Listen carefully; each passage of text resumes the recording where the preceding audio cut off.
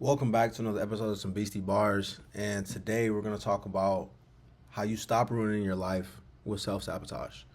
So, you will never become the man that you're meant to be because you keep feeding the one that you're supposed to kill. The version of you that's lazy, soft, addicted to comfort, super impulsive, scatterbrained, just not focused, that version is still eating off your plate every single day, and you don't even realize that you're the one feeding him. And let me explain. So, self sabotage, what it really is, it's not just procrastination, it's not just bad habits. It's the old version of you, the one that's been built, brick out of brick of every missed workout, every binged show you watch on Netflix, every time you say tomorrow, but you really meant never.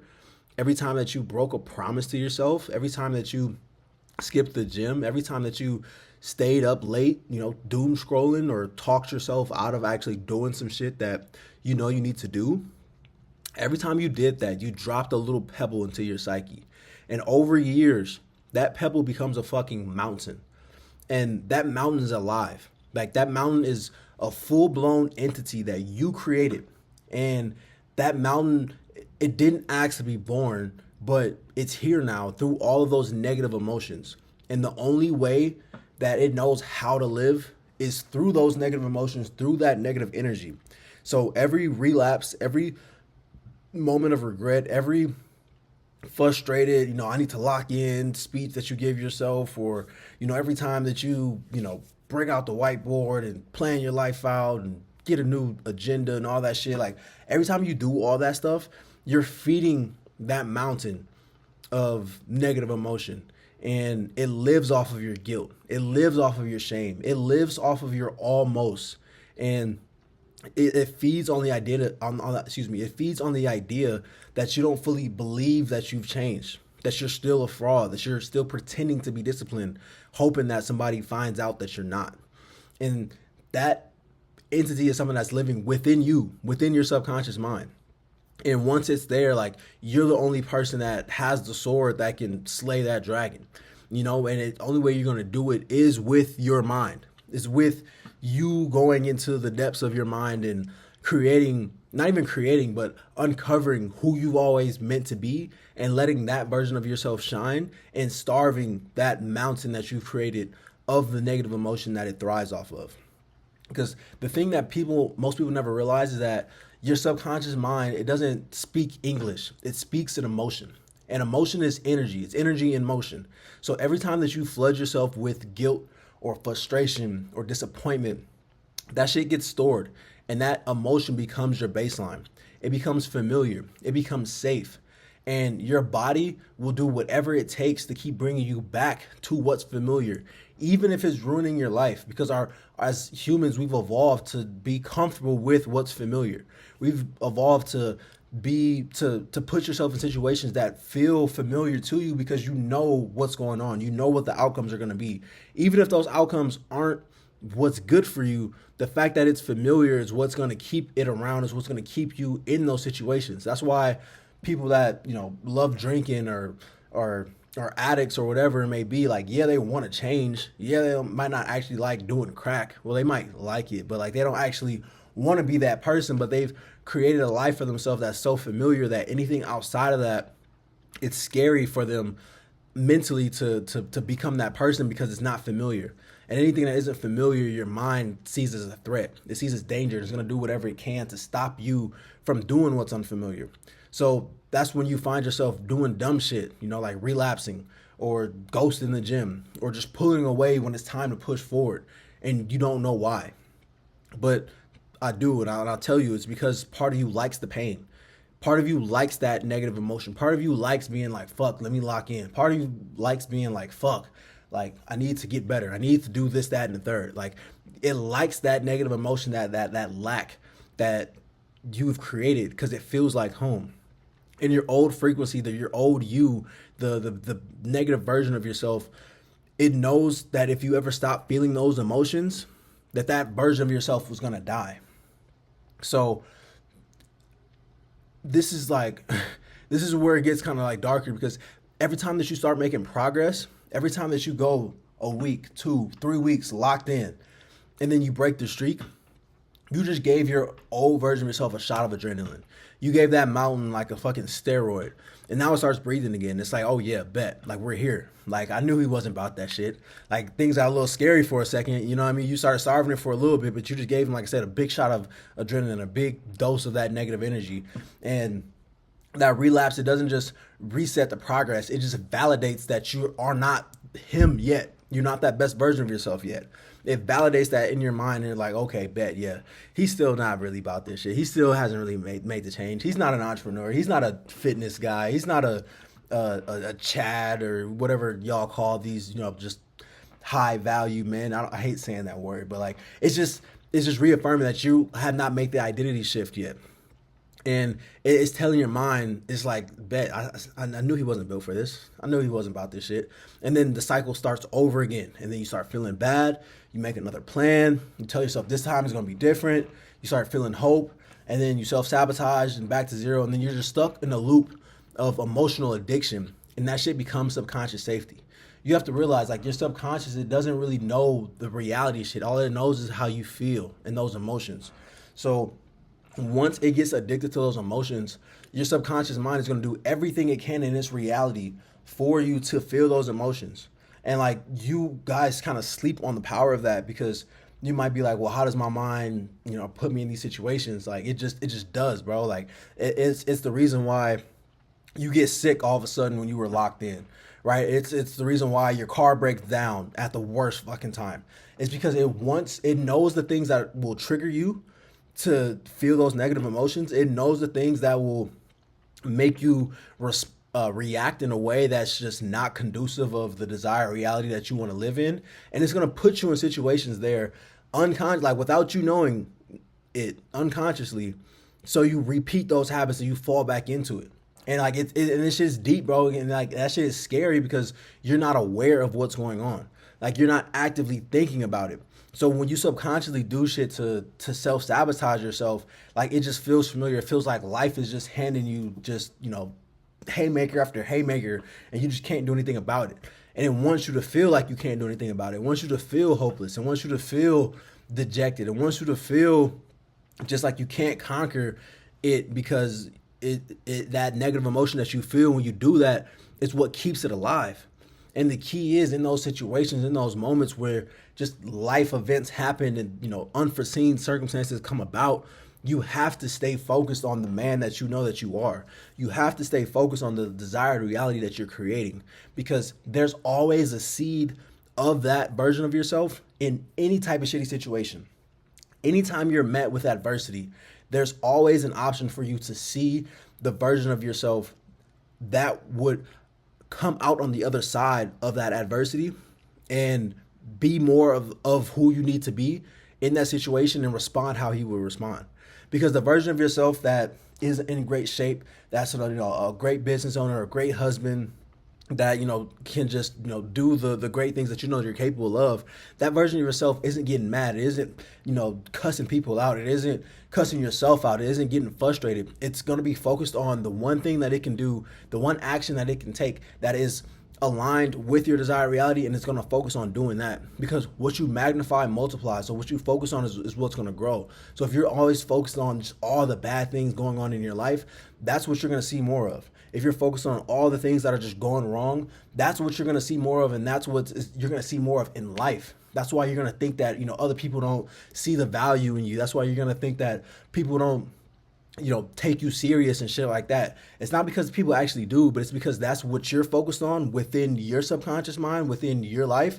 And so in any situation where you're around people and you're just living life, you're going to see that as like, you're going to just be hyper focused on it. And that's what you're going to see more of. So the point of the matter is that we need to kill that old frequency. We need to kill that old version of yourself. We need to kill that mountain of an entity that we created through our negative emotions. And the way that you kill that version of yourself is by starving him. You have to stop feeding him guilt. You have to stop feeding him shame. And you need to start showing up daily. You need to start building systems, start tracking shit, start gamifying the process of your life, because your life depends on it. You know what I mean? Like that, and it starts with just small things, bro. Like the more dubs that you can take The more wins that you can accumulate that are aligned with that version of yourself that you know that you become, the more locked in that shit gets. Like, it's gonna take you, you're gonna have to mentally focus on it. It's gonna be a conscious decision for a while. You know what I mean? Like, you're gonna have to consciously remember to floss, you know what I mean? To get up on time, to make your bed, to make it to the gym. And like, you just have to just, shut the fuck up about it and just being consistent. You know what I mean? You can't make it like the super big thing, but it has to just be, just these wins that you keep accumulating and keep accumulating. And when you keep doing that, you become the man that you want to be. And you only do that by acting like him before you actually feel like him. You have to do the work of that person. And when you start doing that work, that's when the confidence comes, because you start building proof. Because a real identity change, it happens through the behaviors. It happens through taking the actions. And then once you start doing that, you'll be like, you won't need the affirmations. You can say affirmations. That's not a bad thing. But you need to start feeling the affirmations. The only way you're going to feel those affirmations is if you're living like that person already. Even if your circumstances don't show it, you need to start feeling like that person and doing the work that that person does. You have to become him first. Do the things that he does, and then you will have the life that you'll have. Because eventually, if you start programming yourself enough to be that person, it'll become a subconscious thing, and you'll just start just being him. You won't have to think about it. You'll just naturally wake up, make the bed, brush your teeth, floss, hit the gym, do your work, go to work, do your work at the 5 to 9. You'll be more confident. You'll be able to approach more women, all that shit. But it's gonna come from you consciously making an effort to choose that over what's been the most familiar with you. So at some point, the version of you that keeps sabotaging yourself, it has to die. And that means giving up who you've been for who you might become. Like, you have to sacrifice where you are today for the person that you want to become tomorrow, or in a week, or in a month, or in a year. It means that you might have to say no to old friends. You're about to say no to old patterns, old ways of thinking. Because the truth is, you know what needs to go. If you really sat down and, by yourself, no music, no bullshit, you know what I mean? And you sat, just on the edge of your bed and really thought, what things are keeping me back? What things am I doing right now that's holding me back from living the life that I want to live? You're going to have things come up. You're going to have certain things that come up, and it's going to be different for everybody. For you, it might be, watching video games, watching porn. It might be drinking, on the weekends, getting fucked up with your friends because, the next day you don't, you got to just recover. You can actually go hit the gym, do the work. Like, it's going to be different for everybody, but you need to sit with yourself and understand what those things may be. And the problem isn't just knowing it, because like I said, you already know it, but the problem is that doing it, actually doing the work. And that's where discipline comes into play. It's not just being disciplined in just going to the gym and just making the bed and just doing those actions, but it's also being disciplined in your thoughts and in your mind, and being able to understand when you see those negative patterns come about. It's being able to, be disciplined and not going down those negative thought patterns that you see. Being disciplined in your reactions, being disciplined in how you choose to respond to life instead of just getting tossed around by it. It's being able to have the perspective that life is happening for you. It's not happening to you. A lot of people think that, just life is just something that you can't control, and to a degree you can't, but you have more control than that you normally think that you do. And that control comes by how you respond to the things that happen to you. And if you see it as everything that happens to you is happening for you, you'll always be able to see the silver lining in all those negative situations that come about. And you'll be able to choose to act like that best version of yourself instead of just reacting like the version of yourself that has you in the situation that you're in right now. Because every single moment that you live is a test. It's a test of whether you'll feed your old self or if you'll starve him. And the longer that you delay that funeral, the longer that you're going to delay your future. So if you're serious about changing your life, if you're serious about not self-sabotaging yourself, start by starving the version of yourself that's addicted to losing. Start by starving the version of yourself that's addicted to guilt, shame, and, just despair and defeat. The one who gets off on just almost being that person. The one who lives for the relapse. You have to starve that version. Kill that version of yourself. And you uncover, the more you starve that version of yourself, the more you uncover that amazing man that you always known that you were capable of being. And every day you wake up and do what you said you do, that's another shovel on the dirt of that old version of yourself's grave. So the way you kill that self-sabotage is by being aware of what's going on, being aware of those negative emotions, and disassociating yourself from it. And once you do that, and you focus on just what your purpose is, you focus on becoming that amazing man that you know that you're always capable of being, the more you can stack up those wins, the more you can start building momentum. And when you have momentum, don't let shit stop you. When you have momentum, you already have proof. And when you already have proof, you can always look back and be like, wow, I've stacked up two weeks, I've stacked up 2 days even. It doesn't matter what it is, but like once you have some momentum, you can lock that shit in and never look back, because you know what it's like to not have. You know what it's like to live in lack. You know what it's like to live in guilt and despair and shame. So, excuse me, even though it might be unfamiliar as to what that other life is, it might be a little bit scary, you know, being by yourself a little bit and disassociating from all those negative things that have kept you stuck. That voyage into the unknown, that step into the void, is what's going to allow you to really meet your true self.